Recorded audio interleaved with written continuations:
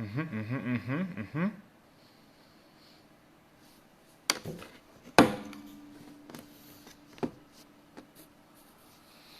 Yeah, yeah, yeah. Let me. I'm not gonna do this the whole time. It's ridiculous. It's just for the screenshot. I don't know. What's up, y'all? Peace, peace. It's your boy Stubby Kaz, welcoming you to another edition of Freestyle Fridays. And we have none other than my partner in crime, Hey, IT, coming on the show. Let's give it up. Oh no, orientation of this is horrible. Hey. Hey, what's going on, Lady Zay? How are you? I'm great. I'm great. Happy Why am I trying to Friday. put this somewhere? Gosh. Yeah, get it set up and do what you got to do. It's okay. We freestyling through it. It's okay. Can you hear me You okay know what though? I'm saying? I can hear you great. Can you hear me? Yep, I can hear you. All right, so let's do this real quick. I saw C Blue in the chat. What's up, C Blue? Appreciate you showing up for us. Oh dang. I see Senza. I see Senza Infinite. I see the last Maven. I see PJJG underscore. Who else we got in here? We got a few people. So let me get my questions together because I'm a little unprepared. I'm gonna be honest with you. I have ready. Like what's going on? You want to ask yourself? You want to do the whole interview? You want to do both sides? No, I'm No. Okay. Give me a second. Let's see. hold the IT. Hey Momo IT. Momo IT's in the house. Let's see here. My music in the background. I hope that's not gonna be too like disruptive. I think it should be fine. Okay. If you drown me out, it's better than if I drown you out. I don't have anything going on around here.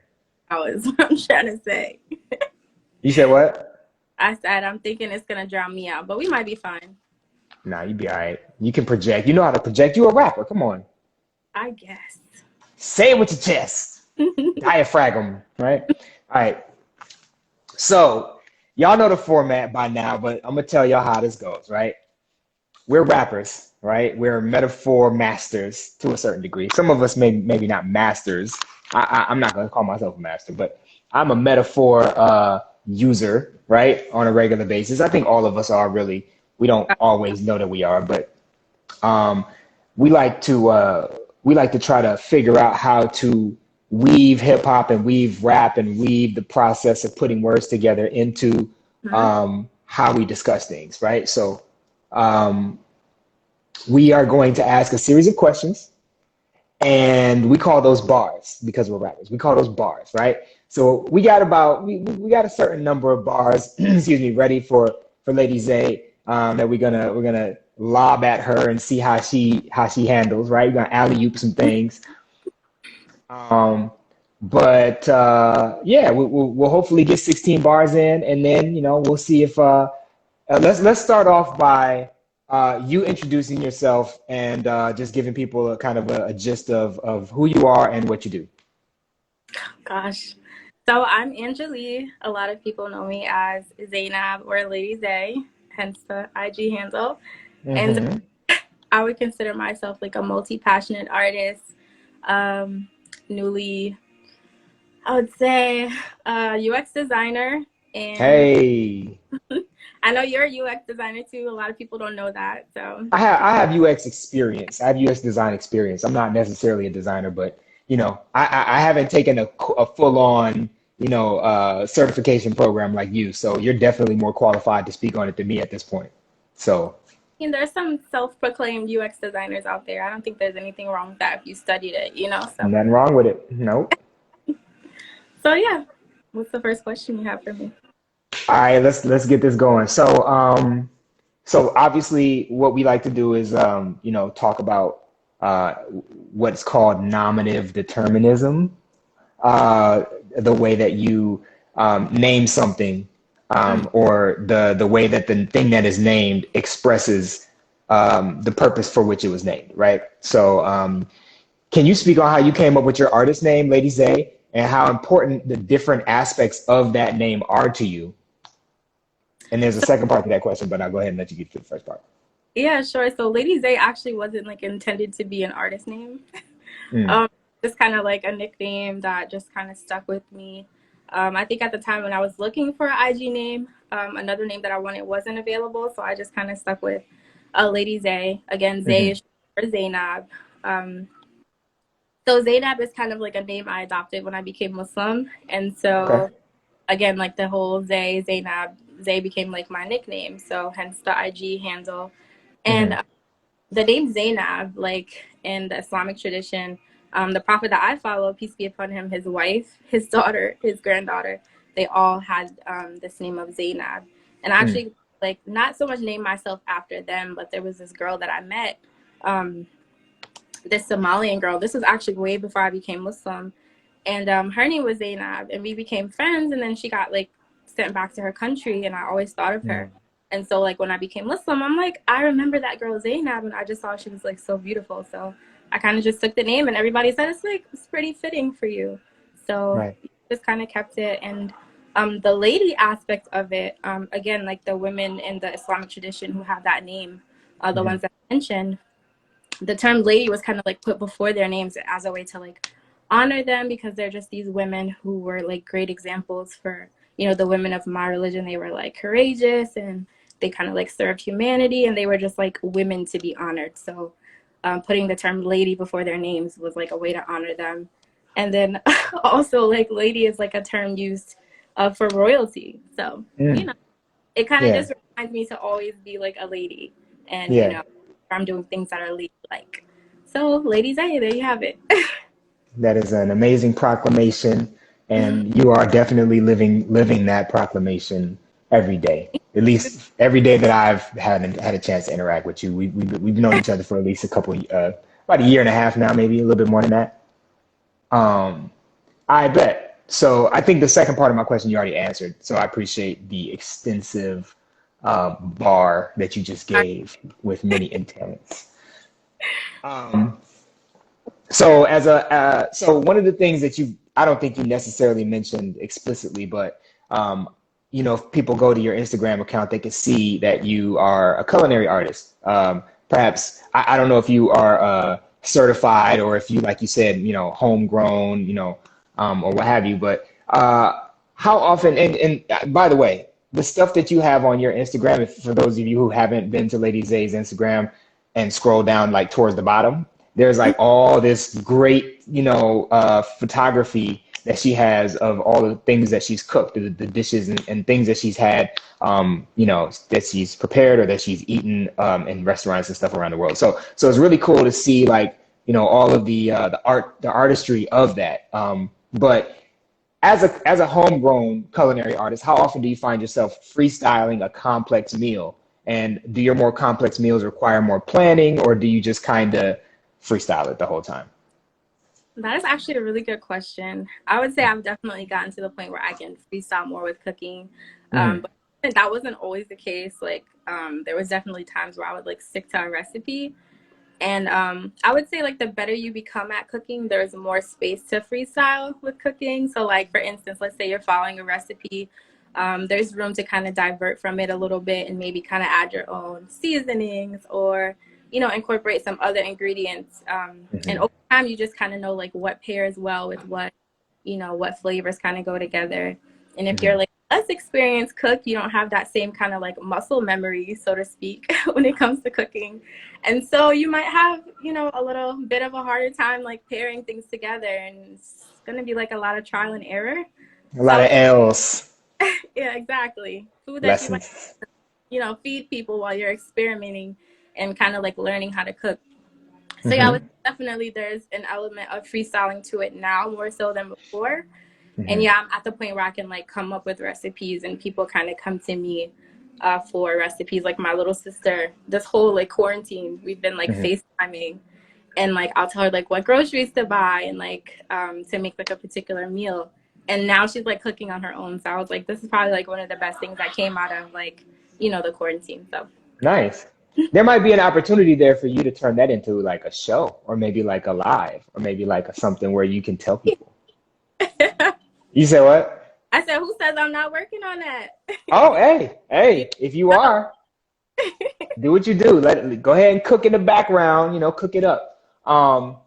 So yeah, like, another part of that, right, of course, is like when you cook and you're not doing it just for yourself, you're reading the room, as it were, right? So you're kind of like cooking and you have your own flavor palette, you have your own kind of like tastes, and then you share it with people and they're like, oh yeah, this is delicious, or hey, this is juicy, or this is a little too salty, or this is that, or whatever. And then you can, depending on if you're going to cook for that person or those people on a regular basis, you can tailor it to those people, or, there's all kinds of feedback mechanisms that we like to talk about that you want to. Definitely, those are important. And yeah. I think like cooking for my family over time, they've definitely been like my little taste testers, and, just the feedback from especially children, because they'll be honest, like, okay, I don't like this, or I do like this, and then cooking for, a husband, that kind of thing. So that's definitely helped back. Yeah. Y'all don't forget to smash that like button as you hear things that you like, because the like button shows Lady Zay and myself that we are doing a good job, right? All right, so the next question is, what is it that drew you to hip hop as a way to express yourself? Good question. So I would say, being the daughter of like a DJ, I was just always first in hip hop. Like, also being from New York City, the birthplace of hip hop. But just kind of like space where my father, he actually had this show on public access where like all throughout the 90s, I would accompany myself and my brother, and he was interviewing like rappers and singers of the 90s. So we just were always like in this space around celebrities, and that was just kind of like all I saw.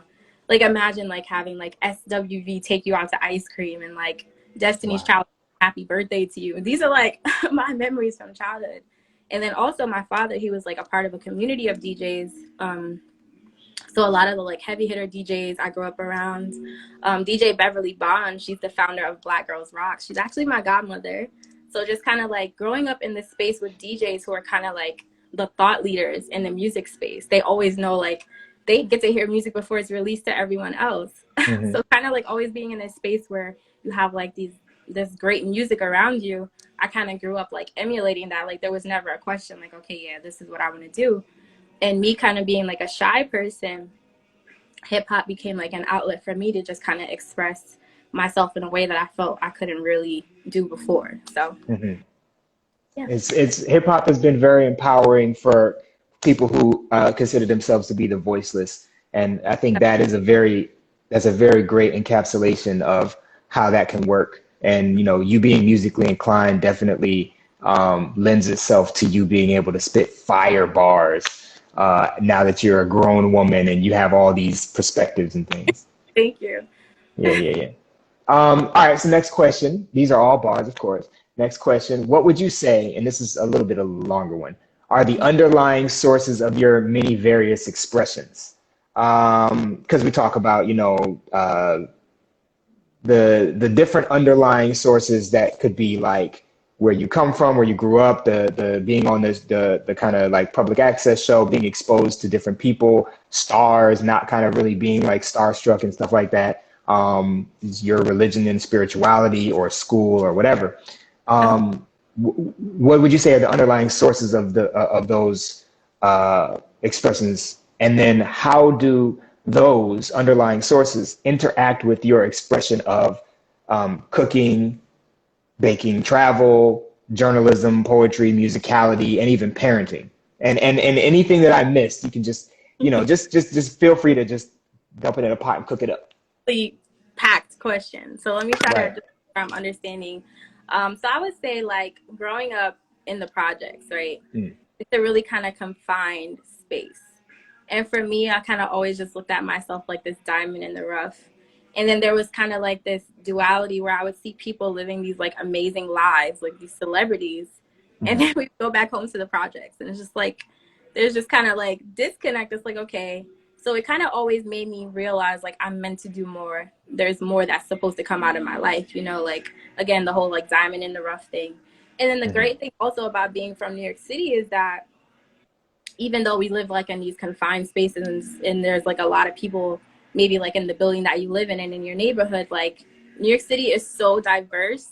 There's so many languages spoken. There's so many different cultures. Right. Just like you could literally go 10 blocks away and feel like you're in another country, you know? I think I'm definitely grateful to be from New York City. I would say it exposed me to a lot of things prior to me being able to travel the world. And that just kind of like, what's the word? I don't know. It just kind of like opened me up to want to travel and stuff again. Like I'm meant to do more than just, you know, live in this type of condition. And yeah, like I just wanted to travel and just like meet people and learn more about their cultures and their languages.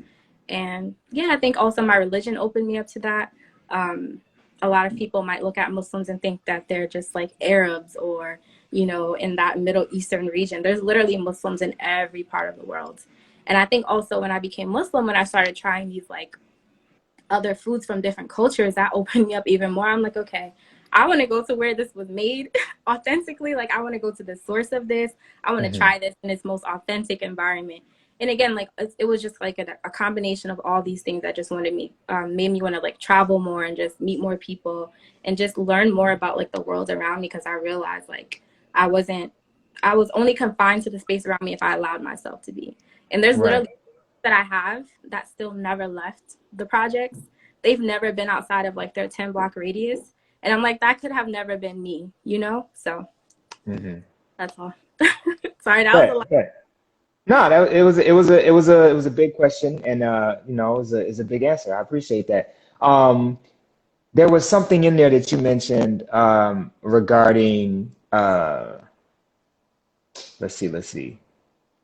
You said that you tasted these foods and wanted to like be where they came from. I think that's a very interesting point. Also, by the way, I just want to acknowledge the chat. Petty Letty said, "I'm loving this." So, what's up to Petty Letty? Yeah, that's my girl. Yeah. But yeah, there's something interesting and unique about like looking at something and then making that kind of connection and being like, I want to go where that came from. You know, it's not enough to just enjoy it in front of me as it's imported from another place. I want to literally see the source, you know? And so I think, you know, that's admirable because a lot of people, they just consume and they don't think about the source of you know, or metaphorically or physically, right? So appreciate that. So with all of your travel and gaining perspective on how human beings operate across cultures and geographical regions, does it help you to freestyle in the ways you just mentioned, to be, you know, having experienced all those things? I would say for sure, again, like when I mentioned these people that are like confined to their like little neighborhood, I realize that they're more closed-minded. Even when you look at the people who are kind of racist, not to kind of take this conversation there, but just to give an example, like a lot of times these people who are not exposed to like cultures and just other ethnicities outside of their own, there's many biases that exist in that person. And it's like, dude or woman, if you were to just kind of like step outside of, you know, your little circle of people that look and talk and act the way you do, you would be exposed to like all of these different things, and it would just kind of like enrich your life. And certainly I feel like the fact that I've been exposed to all these different like cultures and religions and people and languages and foods, like it's definitely enriched my life. And I just kind of have like this hunger to just see more of it because there's so much to see, you know? So right.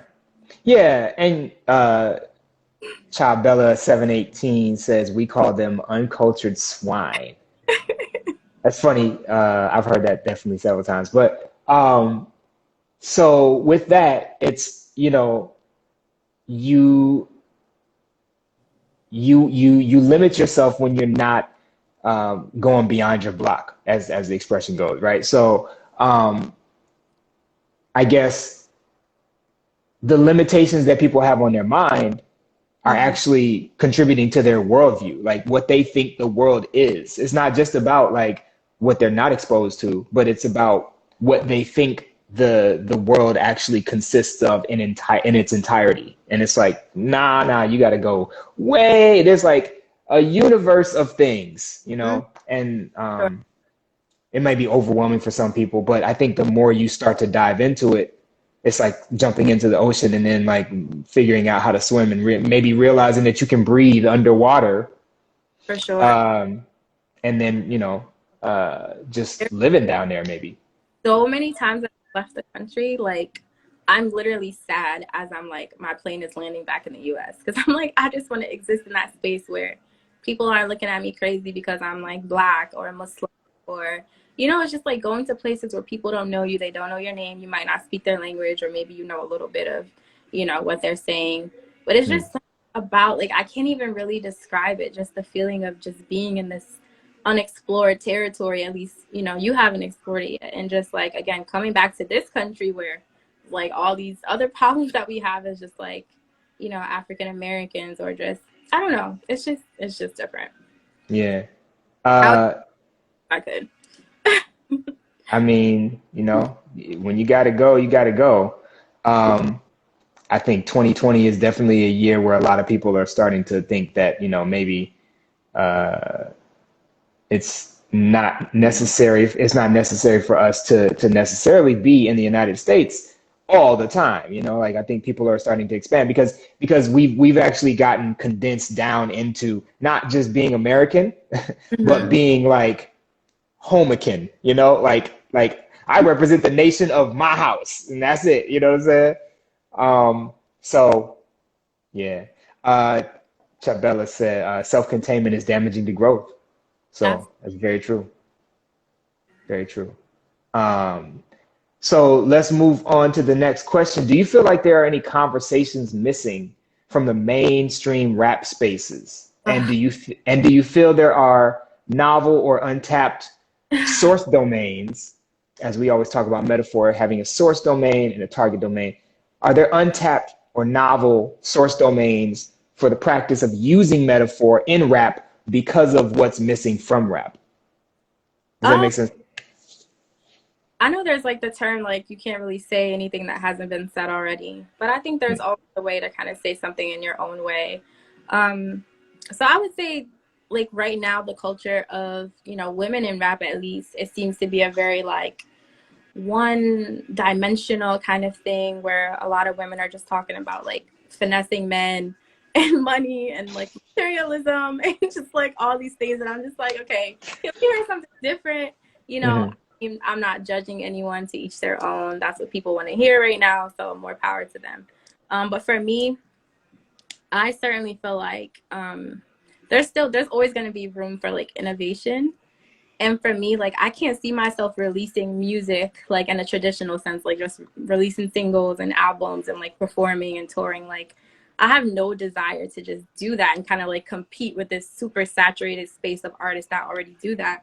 Like for I would want to do something to where it would be more of a fully immersive experience where it's like appealing to all your senses.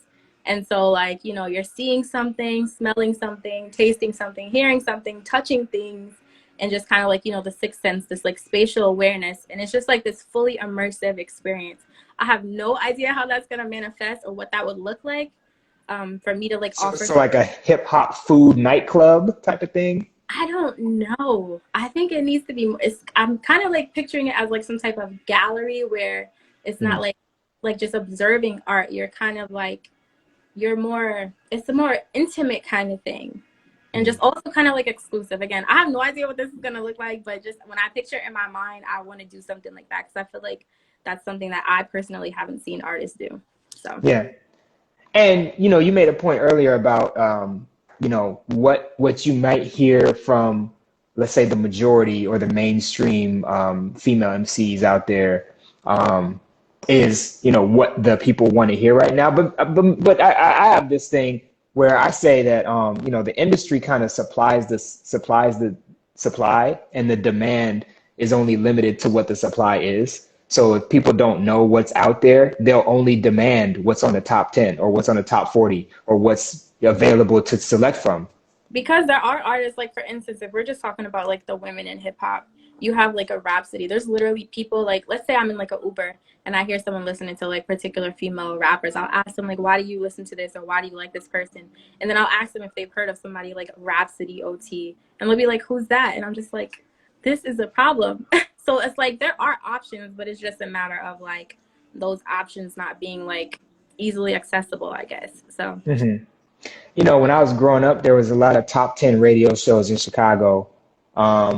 Towards the, especially shout out to the Bad Boys back in the late 90s. Mike Love and the Diz. I think maybe one of them cats might have been problematic now in retrospect. But anyway, I remember that they had, you know, countdown radio shows and stuff, like I'm sure all major cities did. But, you know, with them, they would try to inject new sounds because it was the Midwest. It wasn't necessarily East Coast or West Coast.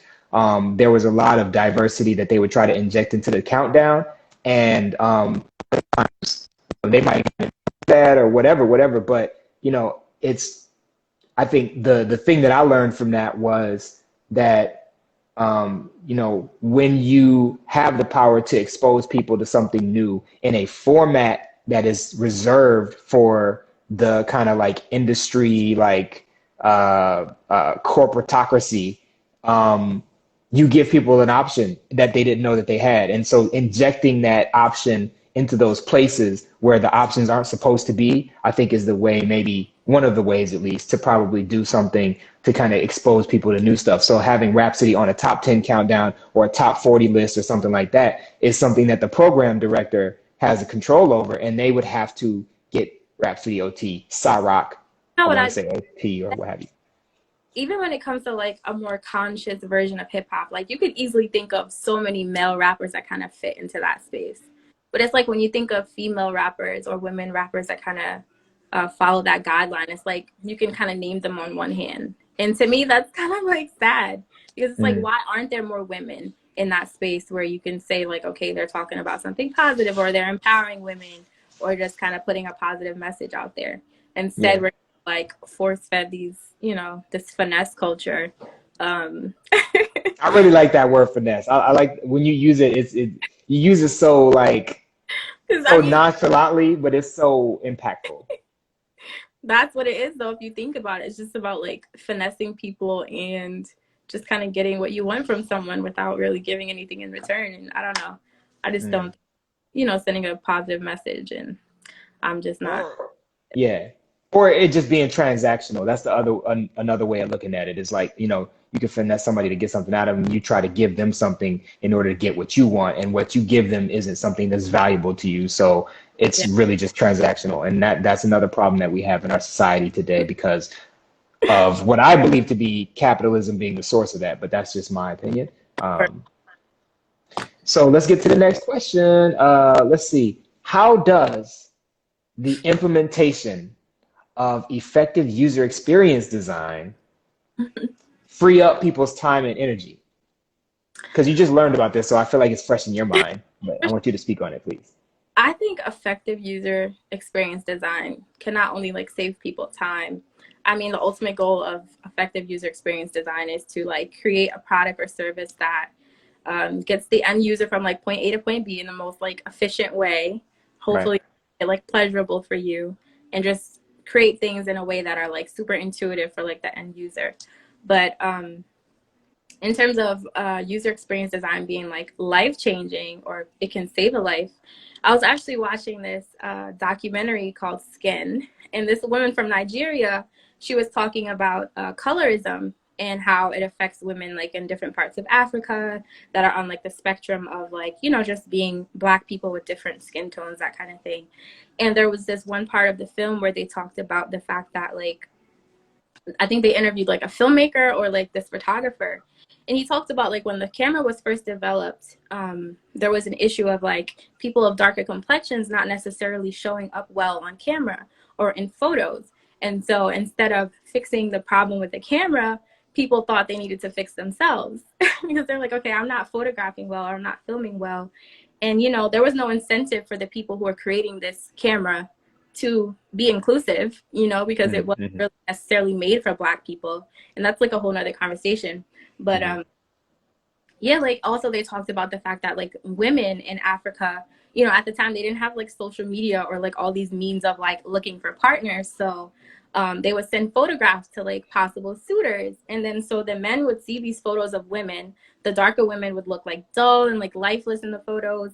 And then the lighter women would look more like happy and lively. And so 10 times out of 10, the lighter women were chosen for marriage. And it was leaving all these like women of darker complexions without husbands. And they're like, okay, like maybe something's wrong with us because we're darker, you know. And I'm not saying that's what the whole like skin lightening or whitening industry came from, but it's certainly like a byproduct, you know. And when I saw Mm-hmm. that, like, imagine if there was someone in the room at the time when that camera was being developed that said, hey, this might cause some like biases in the future. This is Yeah. gonna a lot of people out. And again, instead of like fixing the camera issues or developing a camera that, you know, photographed all people well, people felt like they needed to fix themselves. And we just kind of have like, you know, that exists in so many different spaces. And I think again, effective user experience design can certainly like stop issues like that from happening and even save lives. I think I saw something about, you know, certain life-saving actual like medical equipment that only works on certain races of people. And that's just crazy to me. And I feel like it's Yeah. important to have like more Black people and more women and more Muslim women in these like tech spaces, because it's like, you know, Fubu was onto something with the whole like for us bias thing. Like we need people that look like us creating products and services for us. So again, effective user experience design could just kind of stop a lot of issues from happening. So Yeah. And we're seeing a lot more diversity and inclusion, uh, I guess, positions being made in the corporate industry, across different industries, for people who are, women of color, people of various backgrounds.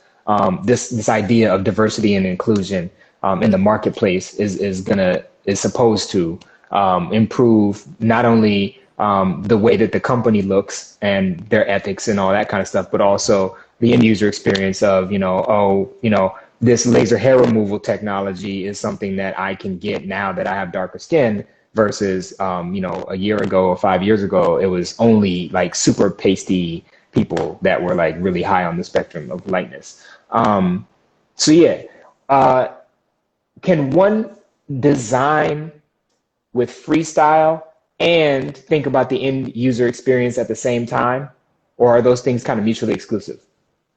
I think for sure it's like when you're creating like a product or service, hopefully you know who your end user is or your target market. So there's the constraint of like creating a product or service for that specific like demographic or user. And Mhm. so like there's this saying in design that design is never done. It's like this iterative process. You're always like improvising and creating. There's problems that arise that you couldn't like anticipate or you had no idea, you know, that this would come about. So there's definitely a freestyling aspect to it. And then again, like you're designing within these constraints and then you're improvising as you go. So Mhm. So really it's important. kind of like staggered freestyle, right? It's what's the word? The oscillation we learned Oscillation. static animism. It's like these Yeah, two kind of like existing parallel to one another. It's like you're designing, you're improvising as you go, but at the same time you kind of have like in the back of your mind, like, hey, we're designing for this specific group of people. So right. I feel it. Um, so considering your experience with travel, we're gonna shift a little bit here. Have you gotten to a point where you could say you freestyle while traveling? Or is it important to do things more strictly and on itinerary when traveling? I would say it's a combination of both. Like sometimes I know I'm about to go somewhere, and sometimes it's just like, oh, okay, you're going to this place. And so there's some planning to it in terms of like, you know, of course you got to get your ticket and know where you're going to stay and that kind of thing. And then depending on like how long you're going to be in this place, there's room for, you know, what you can do and see, etc. So you might kind of, well, at least for me, I'll kind of Hmm. throw a little itinerary together based on like research. I'll see kind of like what are the top things to do here? What are the top foods? What are the must sees, the must do's, the must tastes? I'll just kind of like go off of that and like reviews of just people that have gone to a place before. And then once I'm there, I'll kind of divert from that a little bit and that'll determine like you know, depending on what I enjoy or not, I will kind of like divert a little bit from culinary. So there's definitely elements of freestyle to it. There's definitely things that arise that you couldn't anticipate. Like, for instance, the time that I got stopped, I was actually on my way to Belgium. I got split from my group. And so I had flew into Amsterdam alone, and I had no idea they were going to keep me at Border Patrol for like hours and make me miss my flight because they thought I was like some terrorist or something. It was ridiculous.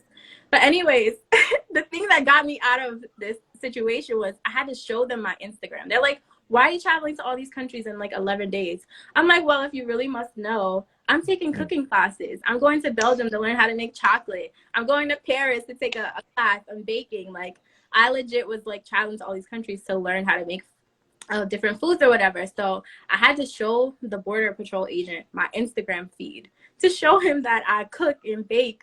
And they just was like, it was just so mind-blowing to them that this Black Muslim woman is going to Belgium to learn how to make chocolate. And I'm just like, that's crazy. So it kind of made me realize, like, okay, it's not necessarily their fault that they thought that of me, but it was up to me to kind of like change their perspective so that hopefully the next Muslim woman that comes through there won't have a hard time like I did, you know? And then after that, I got to taste like the best hot chocolate I ever had in my life. That was like the good thing that came out of it.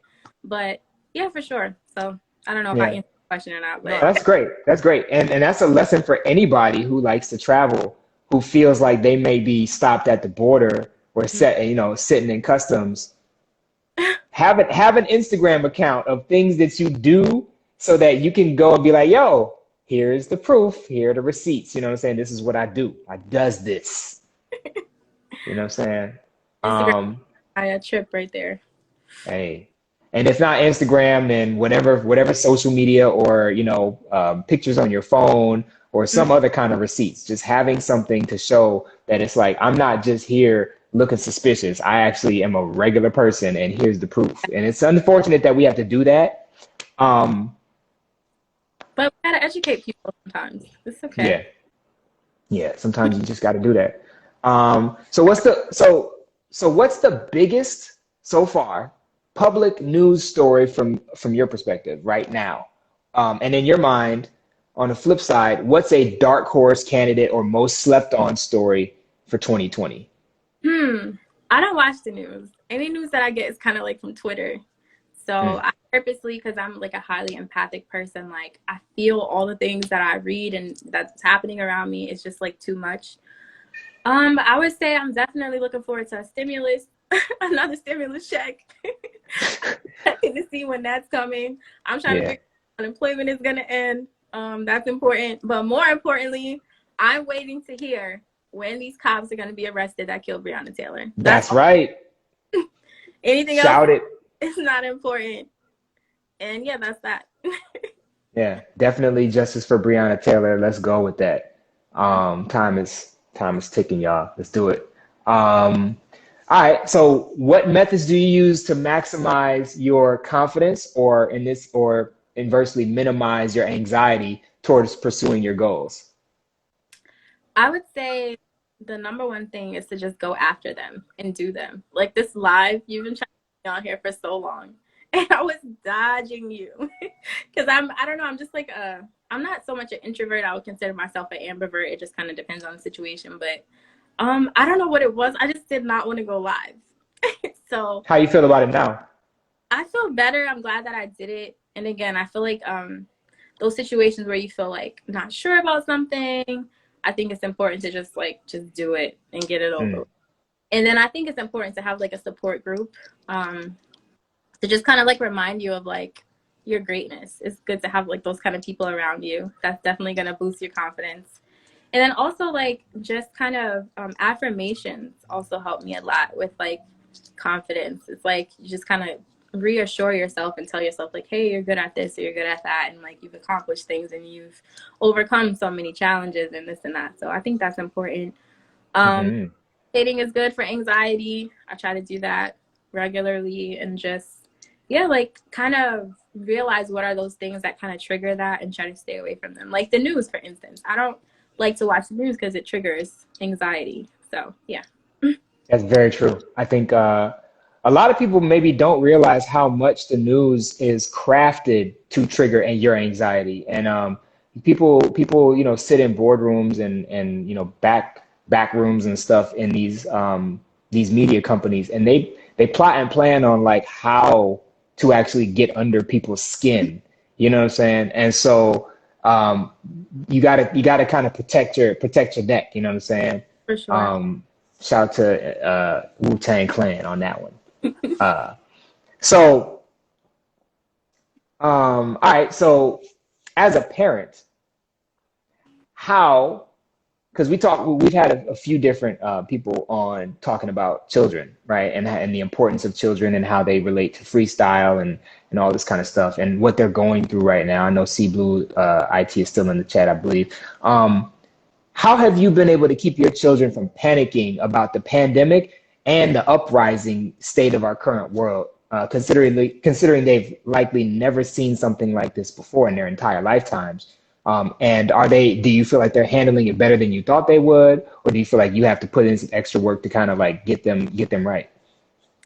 I think like for the most part, a lot of children have been like adjusting to the pandemic and stuff like that really well. They're definitely not doing the things that these adults are doing when it comes to like, throwing tantrums and putting people's lives in danger because they got to put masks and stuff on. I would say that my kids, they handled the transition pretty well. For the most part, it was more so like going from like private school to doing work from home. And I know like with that, they kind of like miss their friends. So we kind of try to make time for them to still like, see their friends in like a socially safe way or physically safe way during COVID. And then like, but the upside to that was they don't have to get up as early in the morning to get ready for school. So it's like they have more free time and, they get to sleep in a little bit longer. So for the most part, like my kids are pretty intelligent. I try to be an emotionally intelligent parent and just kind of explain things to them, and they get it. They'll ask questions. And for the most part, they're not as like resistant to change as maybe some adults. And I feel like just kind of like depending on how you raise your kid, you might not have those kind of issues. I don't know about other parents, but yeah, they've handled it pretty well. Yeah, that's dope. And congrats to you for your mothership and your ability to kind of intelligently and emotionally intelligently raise the children, because that's very important. And it seems like it's at a premium these days because it's I mean, when you look at some of these adults, you can you can tell that their parents did not have any emotional intelligence involved in raising them. So it's like yeah.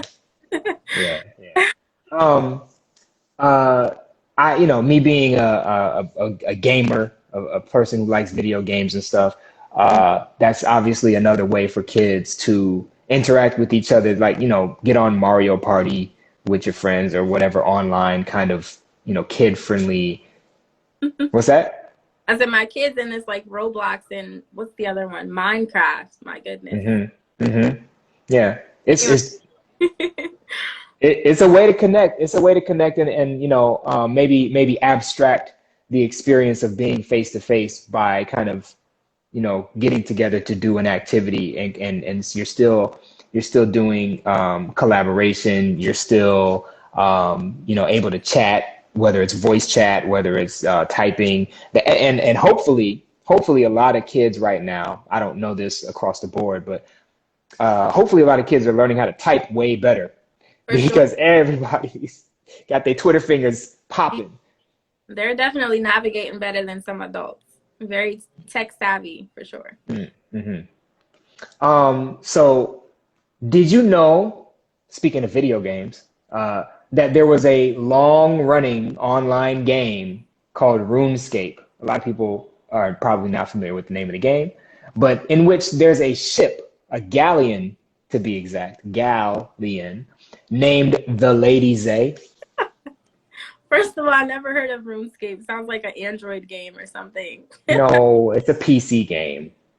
But I mean, is it anything like Assassin's Creed? Because I know like some of these games that have like historical elements to them, they'll kind of like incorporate like some Islamic history and that kind of thing. So it's not really surprising to see. I just hope you said it's a ship. Yeah, it's so this game is like high fantasy, set in like a fantasy world of boats and swords and swashbucklers, I guess. I don't know. But Played yeah, it? I haven't played it. I just went to the wiki and looked it up Oh, because I typed your name in and I was like, wait, RuneScape? that's No, like, interesting. I'll have to check it out. yeah, yeah. Uh, so that was just a segue, but Mhm. bars. Um, the practice of Mendi art or henna tattoos can perhaps be considered a freestyle application of pigment to the body. Um, I've actually seen several people do henna in person, and I've had henna done on me before too. So there's like this kind of you don't exactly know what you're doing when you get into it necessarily, but you kind of make your way along. Um, do you feel like there's an aspect to surrounding or even adorning oneself with designs, prints, and other physical elements that can enhance one's ability to freestyle in rap and or in life? Like, do you feel like when you wear henna, you're better at freestyling, or? Hmm. I would say that falls under like ornamentation and the need to just kind of like creatively express yourself. So whether it's like piercing, like myself, I have a bunch of piercings. And then like, when it comes to like tattoos, I think the henna tattoo in particular is a bit interesting because like they're temporary as opposed to like, permanent tattoos. And so like, let's say you have a henna artist who isn't so experienced, they're just kind of like freestyling on you. And let's say it doesn't look so great. It's okay because like a week from now, you won't have that henna tattoo. It'll just kind of like fade away. And then as opposed to like Mhm. permanent tattoo, if somebody messes up your tattoo, it's like that's kind of stuck on you forever until you cover it up or something like that. So yeah, I definitely think it falls under like creative expression. I don't know if that makes a person more comfortable with expressing themselves verbally or just kind of like freestyling through life. I'm not exactly sure, but I feel like it just kind of like maybe it does. I don't know. It's a form of creative expression. So I guess maybe the more comfortable you feel with yourself and the things that you do, you'll be more confident, and that'll just kind of like translate to just different areas of your life across the board. I don't know. Yeah, definitely. I mean, to your point earlier though about you being raised around like the New York kind of hip hop scene and stuff like that. So that kind of inspired you and puts you in a kind of a musical kind of mindset, perhaps. So maybe this idea of like fractals and like divine mathematics and things that just kind of grow out of the universal principles of like freestyle or whatever you want to call it, right? Maybe surrounding yourself with that. I mean, maybe there needs to be a study on this. This is something that maybe we can do some research on, and we should holler at Alex IT for that. But anyway, Momo IT said, "All my bearded brothers got to try henna on your beard. It comes out super soft." It's really good. Wow, Very cool, conditioned. cool. Yeah. Um, okay, so do you resonate more with the concept of coloring inside the lines, sticking to a form, or something closer to Mendi art, henna art, where you repeat a stroke or a style or pattern until you branch off and add another pattern to it and do that fractal thing? Do you feel like it doesn't have to be either or, but like fractal or like rigid, stay inside the lines? So if we're talking literally about like coloring in the lines, I'm the kind of person to like let's say I'm actually coloring. By the way, a lot of adults color. I have a coloring book on Amazon that I released in 2015 called Hey, Very Groovy Coloring Book. It's like 70s themed. Anyway, I'm the type of person like I'll see a line, but I'll like make a new line and then color within those lines. So it's kind of like following a structure or form to a certain extent and then creating something new altogether from that, if that makes sense. So I would say mhm. it's kind of like a combination of the two. I don't know.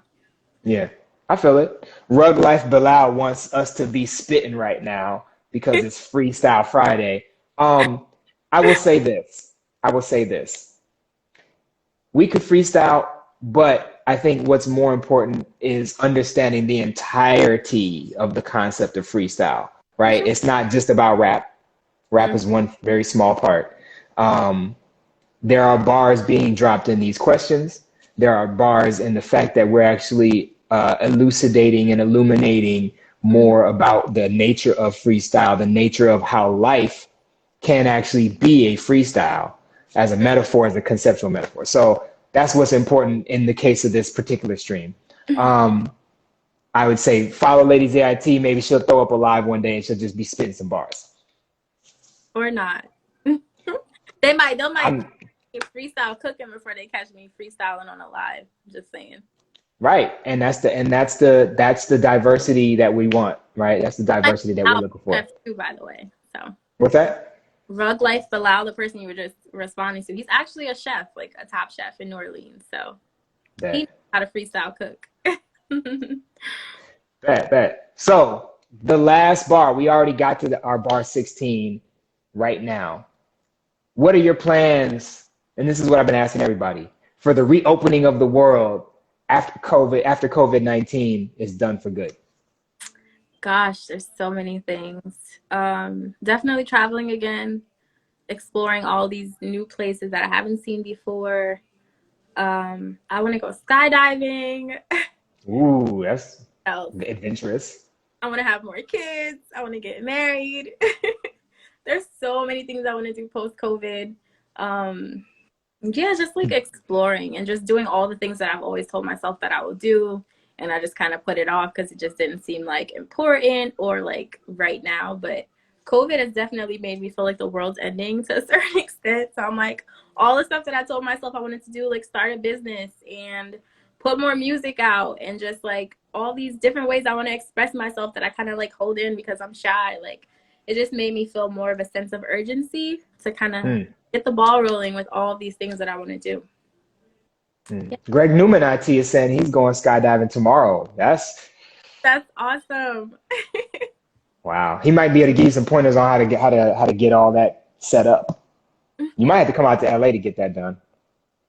I might do that. You know, I'll come to LA. That might be my first place to come. You might be out here. All right. So now that we have a couple minutes at the end of this Freestyle Friday, we've gone through 16 bars, no more, no less. Do you have any projects or any kind of things to look out for, or any places that people can follow you or what have you? I definitely have some things in the works. I can't say it's music, even though I do hope to release some new music. I just have to find like a good team when it comes to like a producer and just a good engineer and just like a sound that I'm going for. I'm very like particular about how I want to portray myself as a Muslim female artist. So I'm not just putting any old thing out just for the sake of creating. So when the time is right, that will happen. In terms of, travel and food and all of these other things that I like to do, I'm definitely working on my own platform, which I will announce in the future. I just kind of want to create a space where I can like share these stories, and not so much just my own stories, but other people's stories from like around the world. And I'm just really looking forward to that. So look out for it. I bet. Cool. And for any engineers and producers out there that are looking for some new artists, and you heard Lady Zay just say that she's really trying to express herself and not just. We need more female producers and engineers. Like I'm really looking for some women to collaborate with. So. All right. We got people wishing you success in the chat. You as well. Thank you so much. Yeah. And we want to thank you for coming through and blessing us with the 16 bars and giving us your presence, because that is valuable as well. You representing. Yeah, for sure. What are some of the best ways to overcome self-doubt? I think we kind of talked about that with the whole like anxiety piece and how to be more confident. It's just kind of like doing the things that make you afraid, pushing yourself to kind of overcome those fears and, finding some way to like keep yourself grounded and, just mindfulness, meditating definitely helps, or just like staying prayed up is important, whatever way you manifest that in your life. And then having like good people around you to remind you of, the greatness in you. All of those things are important. So. Right.